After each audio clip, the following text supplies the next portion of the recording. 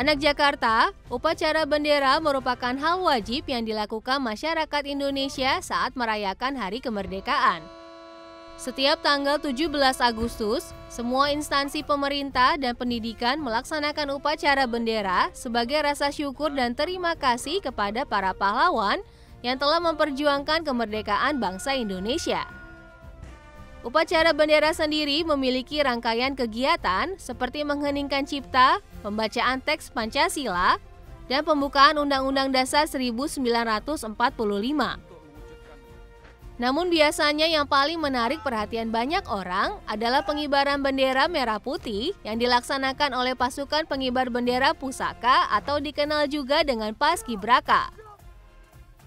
Tapi sebenarnya bagaimana sih kegiatan upacara 17 Agustus pertama kali?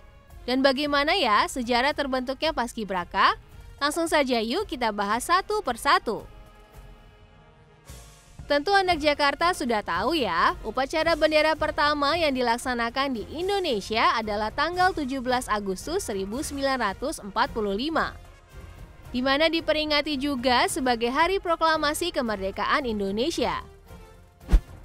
Pada hari Jumat, 17 Agustus 1945, tepat pukul 10, Soekarno yang didampingi Muhammad Hatta memproklamasikan kemerdekaan Indonesia yang dilakukan di halaman rumah Soekarno, tepatnya di Jalan Pegangsaan Timur nomor 56.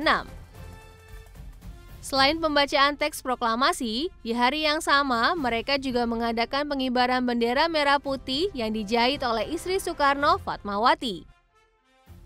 Sementara yang bertugas mengibarkan bendera adalah Latif Hendra Diningrat, Suhut, dan SK Trimurti. Nah, anak Jakarta, sebelum pembacaan teks proklamasi ini dimulai, ada berbagai persiapan yang harus dilakukan. Antara lain, atas permintaan Dr. Muwardi, Latif Hendra Diningrat menugaskan beberapa prajurit peta untuk menjaga keamanan di sekitar rumah Soekarno.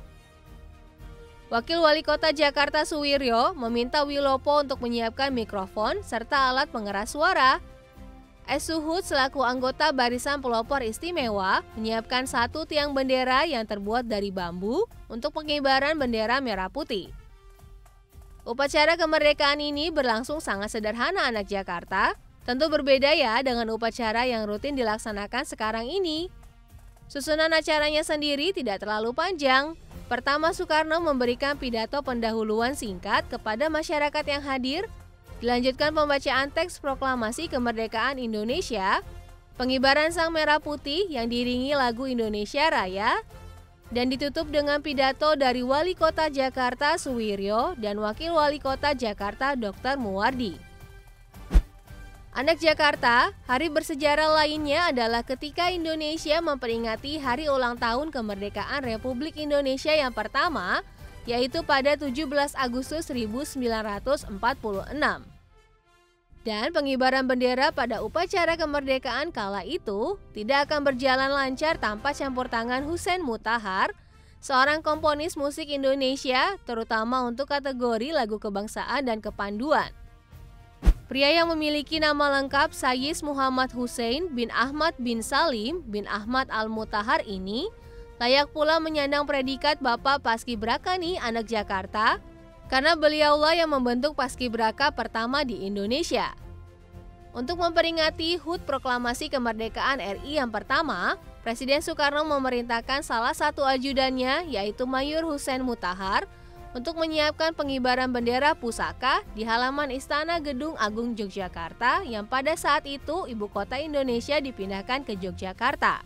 Dari perintah itu, terlintaslah di benak Mutahar suatu gagasan bahwa sebaiknya pengibaran bendera pusaka dilakukan oleh para pemuda dari seluruh penjuru tanah air, karena mereka adalah generasi penerus perjuangan bangsa yang bertugas. Tapi karena gagasan itu tidak mungkin terlaksana, maka Mutahar hanya bisa menghadirkan 5 orang pemuda, 3 putra dan 2 putri yang berasal dari Yogyakarta. 5 orang tersebut melambangkan Pancasila, dan sejak itu sampai tahun 1949, pengibaran bendera di Yogyakarta tetap dilaksanakan dengan cara yang sama. Ketika ibu kota dikembalikan ke Jakarta pada tahun 1950, pria kelahiran Semarang, Jawa Tengah 5 Agustus 1916 ini tidak lagi menangani pengibaran bendera pusaka. Barulah pada tahun 1967, Mutahar diminta Presiden Soeharto untuk menangani lagi masalah pengibaran bendera pusaka. Namun kali ini formasi pengibaran dikembangkan lagi menjadi 3 kelompok yang dinamai sesuai jumlah anggotanya, yaitu pasukan 17 sebagai pengiring atau pemandu, pasukan 8 sebagai pembawa bendera, dan pasukan 45 sebagai pengawal. Jumlah tersebut merupakan simbol dari tanggal proklamasi kemerdekaan Republik Indonesia 17 Agustus 1945. Mulai tahun 1969, anggota pengibar bendera pusaka adalah remaja siswa SMA setanah air Indonesia yang merupakan utusan dari seluruh provinsi di Indonesia. Dulu para petugas ini disebut dengan pasukan penggerek bendera pusaka. Barulah pada tahun 1973, Idik Sulaiman yang merupakan adik didik Husein Mutahar melontarkan suatu nama yaitu Paskibraka. Pas berasal dari pasukan, Kip berasal dari kibar mengandung pengertian pengibar, Ra berarti bendera, dan K berarti pusaka. Anak Jakarta menjadi Paskibraka nasional yang bertugas pada upacara 17 Agustus di Istana Merdeka merupakan impian banyak orang. Tapi ternyata menjadi Paskibraka nasional harus mengikuti beragam seleksi yang tidak gampang loh. Pertama tentunya harus lolos dulu jadi perwakilan sekolah, setelah itu baru mengikuti seleksi antar sekolah di tingkat kabupaten, selanjutnya melangkah ke tahap provinsi, dan terakhir seleksi tingkat nasional.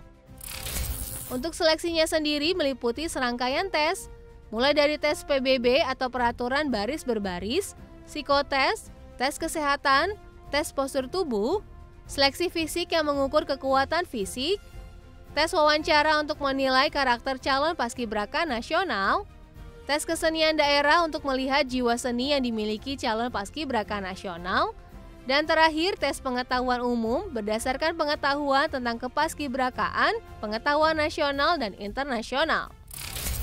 Bagaimana anak Jakarta? Tertarik mengikuti seleksi paskibraka nasional tahun depan? Kalau begitu, mulai dari sekarang, jaga kesehatan, latih kekuatan fisik, dan tentunya perdalam ilmu pengetahuan kalian ya. Semangat!